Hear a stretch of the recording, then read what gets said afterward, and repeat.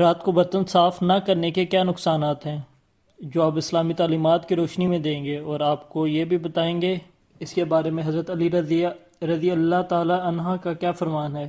اس کے بارے میں آپ کو آگے تفصیل سے بتائیں گے۔ کہتے ہیں کہ حضرت علی رضی اللہ تعالی عنہ سے ایک عورت نے اپنے گھر کی پریشانی بیان کی اور فرمایا کہ مجھے سمجھ نہیں آتی کہ ہمارے گھر میں کیوں بے برکتی ہوتی ہے۔ اس پر حضرت علی رضی اللہ تعالی عنہ نے دریافت فرمایا کہ کیا تم رات کو برتن دھو کر سوتی ہو یا جھوٹے برتن اسی طرح سے چھوڑ کر سوتی ہو؟ تو اس عورت نے کہا میں تو رات کو ویسے ہی برتن چھوڑ کے سوتی ہوں۔